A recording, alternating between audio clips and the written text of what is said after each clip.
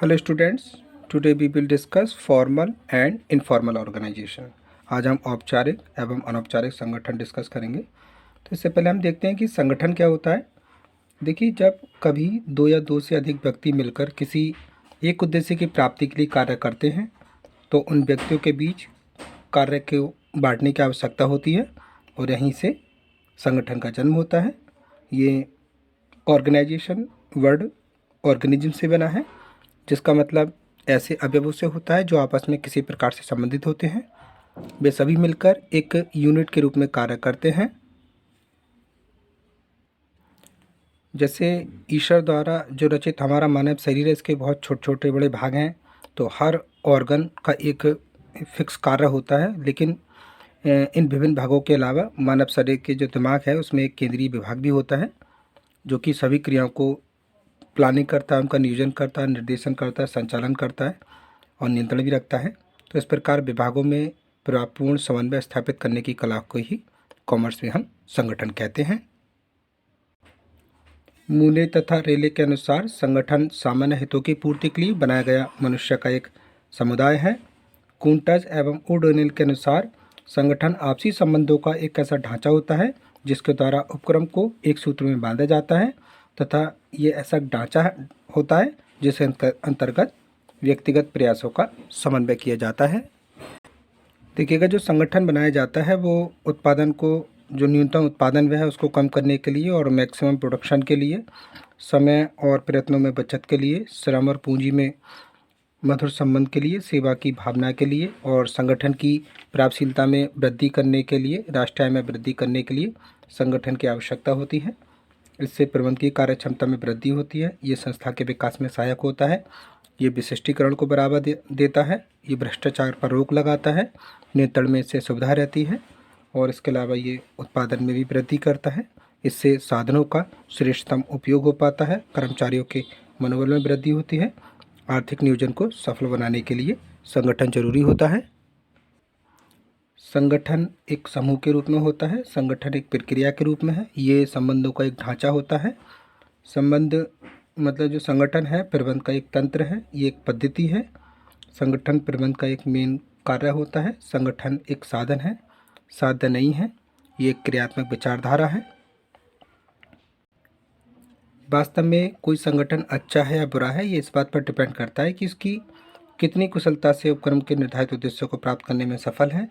एक आदर्श और स्वस्थ संगठन से आशय ऐसे संगठन से है जिसमें संगठन के सभी आवश्यक सिद्धांतों का पालन किया जाता है जो उपक्रम के अंतिम उद्देश्यों को प्राप्त करने में सहायक होता है। तो किसी भी उपक्रम में संगठन की सफलता या कुशलता उसके रिजल्ट पर डिपेंड करती है। अगर संगठन द्वारा उपक्रम के निर्धारित लक्ष्य और उद्देश्यों को प्राप्त कर लिया है तो यही कहा जाएगा कि जो संगठन की प्रोसेस है सफल है। और यदि संगठन निर्धारित उद्देश्यों को प्राप्त नहीं कर पाता तो उसे हम असफल संगठन कहते हैं। संगठन की सफलता के लिए आवश्यक है कि उसकी रचना कुछ सिद्धांतों के आधार पर की जाए। संगठन के सिद्धांतों के संबंध में विद्वानों में मतभेद है। सभी ने अपने अपने दृष्टिकोण से संगठन के सिद्धांतों को स्पष्ट किया है। वैसे हम देखें तो संगठन के हम सिद्धांत तीन रूप में रख सकते हैं: परंपरागत सिद्धांत, आधुनिक सिद्धांत और अभिपूर्णात्मक सिद्धांत। परंपरागत सिद्धांत में उद्देश्य का सिद्धांत मतलब प्रिंसिपल ऑफ ऑब्जेक्टिव, विशिष्टीकरण का सिद्धांत प्रिंसिपल ऑफ स्पेशलाइजेशन, समन्वय का सिद्धांत प्रिंसिपल ऑफ कोऑर्डिनेशन, अधिकार सत्ता का सिद्धांत प्रिंसिपल ऑफ अथॉरिटी, उत्तरदायित्व का सिद्धांत प्रिंसिपल ऑफ रेस्पॉन्सिबिलिटी, नियंत्रण का सिद्धांत प्रिंसिपल ऑफ कंट्रोल, अपवाद का सिद्धांत प्रिंसिपल ऑफ एक्सेप्शन, व्याख्या का सिद्धांत प्रिंसिपल ऑफ डेफिनेशन, अनुरूपता का सिद्धांत प्रिंसिपल ऑफ होमोजेनिटी, कार्य सौंपने का सिद्धांत प्रिंसिपल ऑफ असाइनिंग ड्यूटीज़, निरंतरता का सिद्धांत प्रिंसिपल ऑफ कंटिन्यूटी, आदेशों की एकरूपता का सिद्धांत principle of unity of command, सरलता का सिद्धांत प्रिंसिपल ऑफ सिंप्लिसिटी, औपचारिक सिद्धांत का औपचारिक अधिकार का सिद्धांत प्रिंसिपल ऑफ फॉर्मल अथॉरिटी, संगठन के प्रभावी होने का सिद्धांत प्रिंसिपल ऑफ ऑर्गेनाइजेशनल इफेक्टिवनेस। ये सब सिद्धांत संगठन के परंपरागत सिद्धांत कहे जाते हैं। संगठन के आधुनिक सिद्धांतों की बात करें तो इसमें अति व्यापकता, व्यावहारिकता का अभाव, मानवीय तत्व का अभाव, सामूहिक भावना का अभाव, प्रेरक तत्व का अभाव को शामिल किया जाता है। जो इसकी आलोचनाओं के अंतर्गत आता है और जो आधुनिक सिद्धांत है संगठन के, जिसमें principle of formality, principle of participation, principle of specialization, principle of direction, principle of balance, principle of working freedom, principle of self activity को शामिल करते हैं। अब हम बात करते हैं फॉर्मल और इनफॉर्मल ऑर्गेनाइजेशन क्या होता है। फॉर्मल ऑर्गेनाइजेशन को समझते हैं पहले। देखिए, फॉर्मल ऑर्गेनाइजेशन मतलब औपचारिक संगठन एक ऐसा संगठन होता है जिसमें प्रबंध के हर स्तर पर अधिकारियों के अधिकार, कर्तव्य और उत्तरदायित्वों की स्पष्ट रूप से व्याख्या की जाती है। जब किसी संगठन के दो या दो से अधिक व्यक्तियों की क्रियाओं को किसी निश्चित लक्ष्य की प्राप्ति के लिए चेतनापूर्वक समर्पित किया जाता है तो ऐसा संगठन औपचारिक संगठन कहलाता है। या पूर्व निर्धारित लक्ष्यों की प्राप्ति के लिए शासकीय अनुमति के द्वारा बनाया गया संगठन औपचारिक संगठन कहलाता है। इसकी स्थापना स्वेच्छा से चेतनापूर्वक निर्धारित उद्देश्यों की प्राप्ति के लिए की जाती है। इसमें सत्ता का भारार्पण ऊपर से नीचे की ओर होता है। इसमें आदेश की एकता का पालन किया जाता है। इसमें श्रम विभाजन संभव होता है। इसमें प्रत्येक अधिकार के अधिकार और कर्तव्यों की स्पष्ट व्याख्या होने के कारण उनमें आपसी मतभेद के उत्पन्न होने की संभावना बहुत कम रहती है। इसमें कार्य का दोहराव नहीं होता क्योंकि ये पूरी तरीके से नियोजित होता है। इसमें संगठन के टाल मटोल की संभावना नहीं रहती क्योंकि इसमें अधिकारों और उत्तरदायित्वों की व्याख्या होती है। इस संगठन से उद्देश्यों को प्राप्त करना और उन तक पहुंचना आसान होता है। इसमें किसी एक ही व्यक्ति का कोई भी महत्व नहीं रहता, उसका अत्यधिक महत्व ऑटोमेटिक समाप्त हो जाता है। इसमें संगठन के अवसरवादिता और पक्षपात के अवसर समाप्त हो जाते हैं। इसमें कार्यों के सही परिमापों का निर्धारण अच्छी तरह से किया जाता है। इसमें कर्मचारियों की सुरक्षा की भावना बढ़ जाती है, उनको बल मिलता है। इसमें प्रबंध के हर स्तर पर अधिकारियों के जो अधिकार हैं, उत्तरदायित्व हैं, कर्तव्यों की स्पष्ट व्याख्या कर दी जाती है। इसमें सदस्यों के बीच पूरी तरह अव्यक्तिगत संबंध होते हैं। इसमें प्रायः संगठन चार्टों का निर्माण एवं प्रयोग किया जाता है। इसमें सभी व्यक्ति मिलजुल कर कार्य करते हैं। ऐसे संगठन निश्चित प्रणालियों, आदेशों, नियमों, नीतियों, पद्धतियों एवं संचार की जो व्यवस्था है उसके अधीन कार्य करते हैं। इसमें व्यक्तियों की आवश्यकता और इच्छाओं के अनुसार परिवर्तित नहीं कर सकते, इसलिए ये एक अधिक स्थिर होती है। जो औपचारिक संगठन है उसके कुछ दोष भी हैं क्योंकि इसमें कार्य करने वाले व्यक्तियों की जो पहल शक्ति है समाप्त हो जाती है। इसमें अधिकार सत्ता के दुरुपयोग की संभावनाएं बढ़ जाती हैं। इस प्रकार के संगठन में काम करने वाले जो व्यक्ति हैं सामाजिक संगठनों की मान्यताओं और भावनाओं पर किसी भी टाइप का ध्यान नहीं देते। इस संगठन में मनुष्य की अपेक्षा नियम और नीतियों को ज़्यादा महत्व दिया जाता है। ये संगठन अनौपचारिक संप्रेषण में बाधाएं उत्पन्न करता है और इसमें समन्वय की समस्या बनी रहती है। अब हम बात करते हैं इनफॉर्मल ऑर्गेनाइजेशन मतलब अनौपचारिक संगठन। देखिए, मनुष्य एक सामाजिक प्राणी है, उसे किसी एक निश्चित ढांचे में नहीं बांधा जा सकता। जहाँ सभी लोग मिलजुल कर कार्य करते हैं वहीं उनमें निरंतर संपर्क उत्पन्न हो जाते हैं। इन्हीं संबंधों और समूहों को अनौपचारिक संगठन कहा जाता है। इसमें निरीक्षक अधीनस्थ संबंध नहीं होते और किसी भी व्यक्ति के अधिकार एवं कर्तव्य स्पष्ट रूप से निर्धारित नहीं होते हैं। इसमें कोई नियम या सीमाएं डिसाइड नहीं की जाती, हर सदस्य अपनी इच्छा से काम करता है। बर्नार्डे ने कहा भी है कि अनौपचारिक संगठन अंतर व्यक्तिगत संबंधों का एक ऐसा समूह है जो अनजाने में संयुक्त उद्देश्यों के लिए स्थापित हो जाता है। ऐसे ही हिक्स एंड गुलेट कहते हैं कि अनौपचारिक संगठन अशासकीय एवं अनाधिकृत संबंधों से निर्मित होता है जो कि औपचारिक संगठनों में व्यक्तियों एवं समूह के बीच अनिवार्य रूप से घटित होते हैं। तो इन परिभाषाओं के आधार पर हम कह सकते हैं कि अनौपचारिक संगठन व्यक्तिगत एवं सामाजिक संबंधों का एक ऐसा जाल है जो बिना किसी योजना के ऑटोमेटिक डेवलप हो जाता है। इसका निर्माण स्वतः होता है। ये व्यक्तिगत आवश्यकताओं के लिए बनाया गया सामाजिक ढांचा है। इन संगठनों का औपचारिक संगठन चार्टों में कोई स्थान नहीं होता। ये सामाजिक नियंत्रण के माध्यम से कार्य करता है। इसके स्वयं के कुछ नियम एवं परंपराएं हैं जो लिखे नहीं जाते बल्कि जिनका सामान्यतः पालन किया जाता है। इसमें प्रायः स्थायित्व का अभाव होता है। ये संपूर्ण संगठन के अभिन्न अंग के रूप में काम करता है। इसमें अधिकारियों का प्रवाह ऊपर से नीचे या समतल भी हो सकता है। ये औपचारिक संगठन की कमियों की पूर्ति करते हैं। ये कार्य समूह को संतुष्टि एवं स्थायित्व प्रदान करते हैं। ये संप्रेषण प्रक्रिया का एक उपयोगी मार्ग है। ये प्रबंध की योग्यताओं में कमी को दूर करता है। इसमें सहयोग की भावना प्रबल होती है।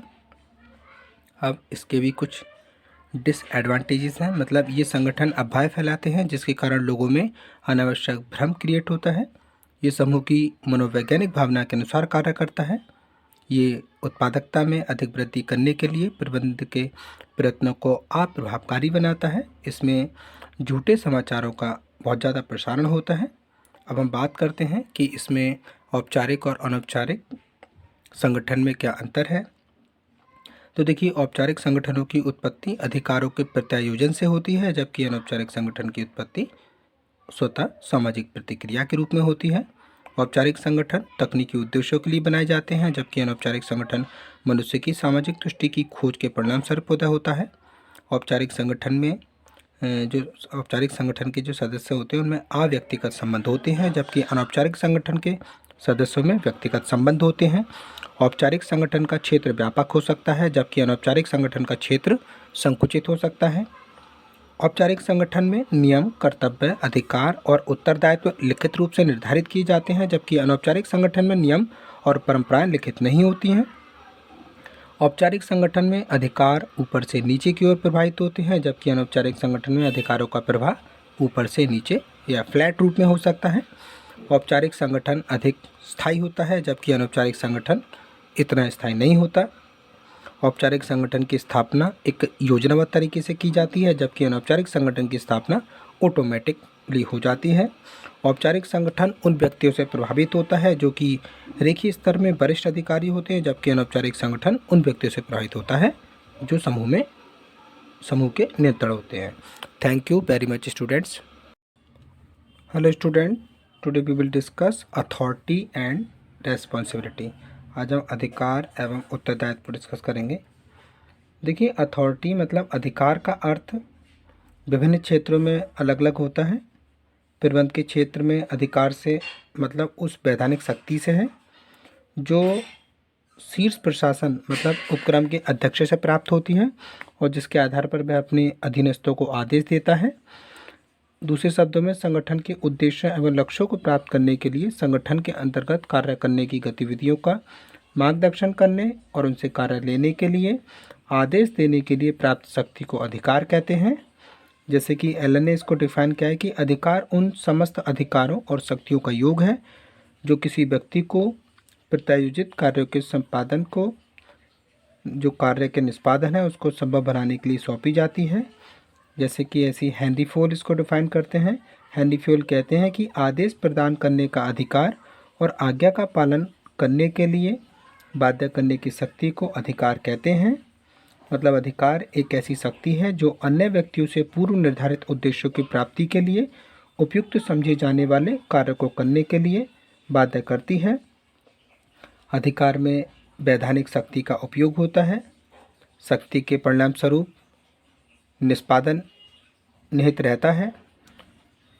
अधिकारों का निष्पादन इसमें इस प्रकार का होता है जिससे अधीनस्थ प्रभावित होते हैं, किंतु प्रभाव की ये स्वीकृति स्वेच्छा से होनी चाहिए, बल द्वारा नहीं होनी चाहिए। उपक्रम के प्रबंधक का स्वयं का व्यक्तित्व भी अत्यंत प्रभावशाली होना चाहिए। अधिकार सत्ता का कानूनी स्रोत संपत्तियों के स्वामित्व अधिकारियों में निहित होता है। अधिकार 3 टाइप का हो सकता है, जैसे रेखा अधिकार, कर्मचारी अधिकार, क्रियात्मक अधिकार। रेखा अधिकार अधिकार का सबसे प्राचीनतम एवं सरल प्रारूप है। इसमें समस्त अधिकार शीर्ष अधिकारियों मतलब उच्च अधिकारियों और उनके अधीनस्थों के बीच विद्यमान रहते हैं। इसका प्रमुख कार्य चिंतन करना और निर्णय लेना होता है। कर्मचारी अधिकार की बात करें तो ये वह अधिकार सत्ता है जो परामर्श देने, सहायता करने और अदर डिपार्टमेंट को अपनी सर्विस प्रोवाइड कराने के लिए संगठन में विद्यमान रहती है। क्रियात्मक अधिकार, इसे हम सीमित अधिकार सत्ता भी कहते हैं। इसका क्षेत्र क्रिया विशेष के संबंध में निर्णय लेने या आदेश देने तक ही सीमित रहता है। अधिकारों के स्रोतों या सिद्धांतों की बात करें तो भिन्न भिन्न विद्वानों ने इसके हिसाब से अपने अपने विचार प्रस्तुत किए हैं। जैसे पहला विचार मानते हैं हम औपचारिक अधिकार का सिद्धांत, स्वीकृति का सिद्धांत, क्षमता का सिद्धांत। तो देखिए, औपचारिक से अधिकार का सिद्धांत के अनुसार हर व्यक्ति मतलब हर उपक्रम के प्रबंधक को अधिकार अपने से ऊपर वाले अधिकारी से मिलते हैं और उसे स्वामी से, और स्वामी को देश के संविधान से। तो इस प्रकार ये जो चेन है स्वामी से कर्मचारी तक एक सीधी रेखा में होती है। उदाहरण के लिए हर विभाग के प्रबंधक को मुख्य अधिकार मुख्य प्रबंधक से, मुख्य प्रबंधक को कंपनी के सभापति से, सभापति को संचालक मंडल से, संचालक मंडल को अंशधारियों से, और अंशधारियों को निजी संपत्ति से, और निजी संपत्ति को देश के संविधान से अधिकार मिलते हैं। तो इस प्रकार मूलतः अधिकारों का स्रोत संविधान है जो उस देश की आर्थिक, सामाजिक, राजनीतिक और शैक्षिक परिस्थितियों से प्रभावित होता है। स्वीकृति का सिद्धांत, इसके जो प्रवर्तक हैं साइमन बर्नार्ड हैं, उनके मत के अनुसार अधिकारों का स्रोत स्वीकृति में है, क्योंकि प्रबंधक से अधिकारों का अस्तित्व केवल उसी दशा में होता है जब अधीनस्थ कर्मचारी उसे स्वीकार करें। अगर प्रबंधक के अधीनस्थ कर्मचारी उसके अधिकार को स्वीकार नहीं करते तो ऐसे अधिकार का कोई महत्व ही नहीं रहता। नेक्स्ट है क्षमता का सिद्धांत। तो इस सिद्धांत की मान्यता है कि योग्य और सक्षम व्यक्ति ही स्वतः ही नेतृत्व संभाल लेते हैं और अधिकार उत्पन्न कर लेते हैं। यद्यपि उन्हें औपचारिक रूप से कुछ भी अधिकार प्राप्त नहीं होते, लेकिन प्रभावी व्यक्तित्व और विशिष्ट तकनीकी योग्यता के कारण उन्हें विशेष मान्यता दी जाती है। इस प्रकार के ये सिद्धांत तकनीकी क्षमता और व्यक्तित्व की प्रभु सत्ता को ही अधिकार का स्रोत मानते हैं। जैसे कि डॉक्टर हुए, इंजीनियर, टेक्नीशियन, प्रबंध शास्त्री, वकील, तो ये क्या होते हैं, अपने क्षेत्र में सुविज्ञ और सक्षम होने के कारण दूसरे व्यक्ति उनकी अधिकार सत्ता को स्वतः ही स्वीकार कर लेते हैं। इसकी कुछ सीमाएं भी हैं, जैसे तकनीकी सीमाएं, जैविक सीमाएं, कानूनी सीमाएं। अब हम बात करते हैं उत्तरदायित्व क्या होता है। तो देखिए, किसी व्यक्ति को प्राप्त आदेशों का कुशलतापूर्वक निर्वाह करना उसका उत्तरदायित्व है। ये एक प्रकार का आबंधन है जिसे पूरा करना संबंधित व्यक्ति का कर्तव्य होता है। इसलिए अपने उच्च अधिकारी के आदेश के अकॉर्डिंग कार्य करने के कर्तव्य को ही उत्तरदायित्व कहते हैं। और हिक्स और कुलेट के अकॉर्डिंग देखें तो संगठन में उत्तरदायित्व से तात्पर्य संगठनात्मक कार्यों, क्रियाओं या सौंपे गए दायित्वों को पूरा करने के कर्तव्य से होता है।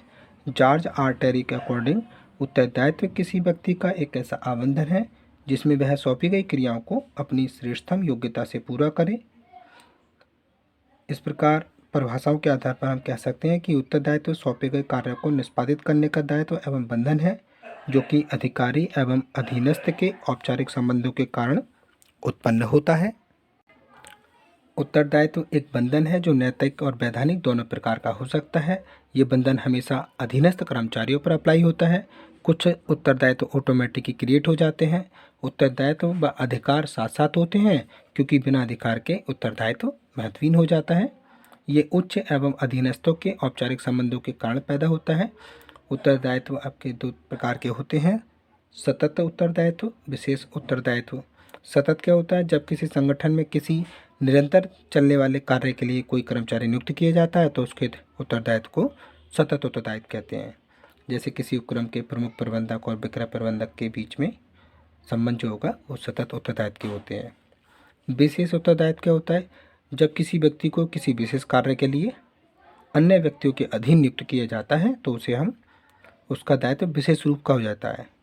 ऐसे उत्तरदायित्व को विशेष उत्तरदायित्व कहते हैं। जैसे किसी प्रबंधक के अधीनस्थ नियुक्त तकनीकी विशेषज्ञ का दायित्व विशेष उत्तरदायित्व होता है। अब हम बात करते हैं कि अधिकार और उत्तरदायित्व में क्या अंतर है। देखिए, अधिकार वह शक्ति है जो अधीनस्थों के व्यवहार को प्रभावित करती है, जबकि उत्तरदायित्व का अर्थ है किसी व्यक्ति द्वारा अपने कर्तव्य को पूरा करने से है। अधिकार संगठन में औपचारिक पद के कारण उत्पन्न होता है और जबकि जो उत्तरदायित्व है अधिकारी अधीनस्थ संबंध के कारण उत्पन्न होता है। अधिकार का भारार्पण किया जा सकता है लेकिन उत्तरदायित्व का भारार्पण नहीं किया जा सकता। अधिकार हमेशा उच्च अधिकारी से संबंधित होते हैं जबकि उत्तरदायित्व अधीनस्थों से संबंधित होते हैं। अधिकारों का जो फ्लो होता है ऊपर से नीचे की ओर होता है, लेकिन जो उत्तरदायित्व है उसका जो फ्लो होता है वो नीचे से ऊपर की ओर होता है। अधिकार अन्य लोगों मतलब अधीनस्थों से काम कराने की शक्ति है, जबकि उत्तरदायित्व काम करने का बंधन। अधिकार का सार निर्णय का पालन करवाना है, जबकि उत्तरदायित्व का सार कर्तव्यों का पालन कराना है। तो अब हम बात करते हैं, क्या उत्तरदायित्व का भारार्पण किया जा सकता है? Can responsibility be delegated? तो देखिए, भारार्पण या प्रत्यायोजन से आशय कार्यभार को किसी अन्य व्यक्ति को अर्पित करना या सौंपने से होता है। मतलब जब किसी व्यक्ति के पास काम का प्रेशर अधिक हो जाता है, उसके पास वर्कलोड अधिक हो जाता है, तो वह अपना काम किसी अदर व्यक्ति से पूरा कराता है। तो ये क्रिया भारार्पण या प्रत्यायोजन है। तो इस दृष्टि से कोई अधिकारी अपनी रेस्पॉन्सिबिलिटी का तो प्रत्यायोजन नहीं कर सकता, बल्कि वह अपने रेस्पॉन्सिबिलिटी को निभाने के लिए अपने अधीनस्थ कर्मचारियों से उस विषय में हेल्प ले सकता है तथा अपने अधिकारियों को कुछ भाग सौंप सकता है, लेकिन उसका उत्तरदायित्व पहले की भांति बना रहता है, उसमें किसी प्रकार की कमी नहीं आती है। उत्तरदायित्व कार्य निष्पादन के लिए एक आबंधन है जो कि एक अधिकारी का होता है, और किसी भी अधिकारी को यह अनुमति नहीं दी जा सकती कि वह उसे अपने अधीनस्थ कर्मचारियों को हस्तांतरित करके अपनी रेस्पॉन्सिबिलिटी से फ्री हो जाए। उदाहरण के लिए, एक कंपनी की कंडीशन में, कंपनी की दशा में प्रबंध संचालक अपने कर्तव्यों के लिए संचालक मंडल के प्रति रेस्पॉन्सिबल होता है। वह अपने कार्यभार को हल्का करने के उद्देश्य से जो अदर पीपल होते हैं उनकी मदद ले लेता है और उन्हें आवश्यक अधिकार भी प्रदान करता है। लेकिन यदि अधीन व्यक्ति के आचरण से कंपनी को कोई लॉस होता है, कंपनी को कोई हानि होती है, तो संचालक मंडल के सामने प्रबंध संचालक ही रेस्पॉन्सिबल होगा। तो इस डिस्कशन से हम कह सकते हैं कि अधिकारों का भारार्पण किया जा सकता है, उत्तरदायित्व का भारार्पण करना संभव नहीं है। अब हम देखेंगे क्या उत्तरदायित्व जवाबदेही से भिन्न है, मतलब does responsibility differ from accountability. तो देखिएगा, सामान्य बोलचाल की भाषा में उत्तरदायित्व और जवाबदेही में कोई भी अंतर नहीं है, लेकिन ये दोनों शब्द एक दूसरे के पूरक हैं। व्यावसायिक क्षेत्रों में उत्तरदायित्व शब्द प्रचलित है, सैनिक संगठन में जवाबदेही शब्द प्रचलित है। जवाबदेही एक ऐसा आबंध है जिसके अंतर्गत निष्पादन के प्रभावित स्तरों के अनुकूल उत्तरदायित्व को पूरा किया जाता है और अधिकारों का उपयोग किया जाता है। तो इस प्रकार हम कह सकते हैं कि जवाबदेही में उत्तरदायित्व भी शामिल है, क्योंकि बिना उत्तरदायित्व के जवाबदेही हो ही नहीं सकती। दूसरे शब्दों में जवाबदेही उत्तरदायित्व की ही होती है। इस प्रकार हम कह सकते हैं कि उत्तरदायित्व और जवाबदेही में भिन्नता नहीं है, बल्कि ये एक दूसरे के पूरक हैं। आज की वीडियो के लिए इतना ही। Thank you very much students.